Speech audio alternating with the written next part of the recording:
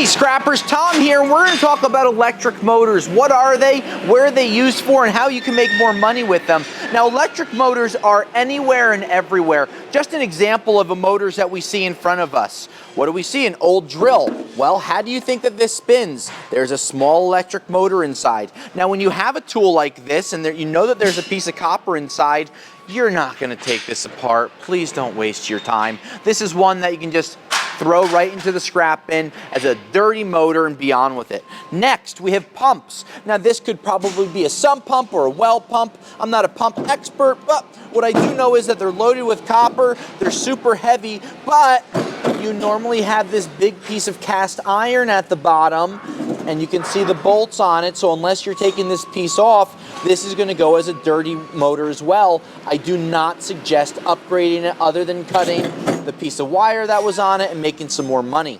Next up, what do we see? Everyone has seen these before, but maybe from the other side. That's the top of an air conditioner. Now, the air conditioners, when you take them apart, you have a steel case on the bottom. These are steel blades. If they were aluminum, I would take them off. But by taking this screw off, you could slide the entire piece off. And on the other side, there's a couple of screws. I would definitely spend 2 minutes taking this apart. Then you sell this just for the motor that's inside. Small electric motor is one of the higher grades of motors, and you make more money that way.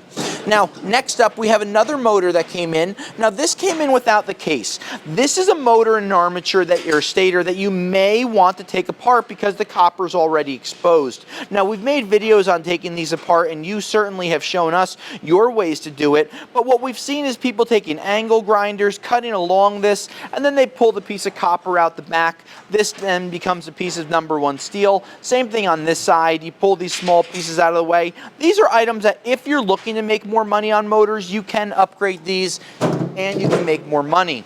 Now, a couple of other things that I want to show you here, different sizes of motors. Now, your scrapyard might just have one general grade for motors, but what you want to look for is the sizes, because there's small motors, that's these sizes with no attachments, so very minimal things, not blades, not long shafts. That's a small electric motor. This is a small electric motor. You can make money on these by separating these, having them clean.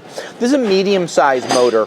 Medium size, generally a 40, 50, 60-pound motor. Yes, it's going to have more copper inside. On average, motors have 11 to 13% of their weight is copper. So just think about this. If it's a 50-pound piece, quick math shows you 5 to 6 pounds is copper. Then you can do the math and say, okay, that's $20 or $30. Is it worth my time?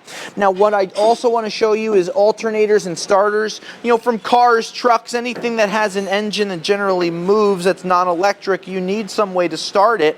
So these have copper inside. They have about 14 to 16% copper bearing. I do not suggest taking this apart. Again, just look at the number of bolts and the time that it's going to take. This is a piece of cast aluminum, so you may want to take this one apart because you can make more money with it.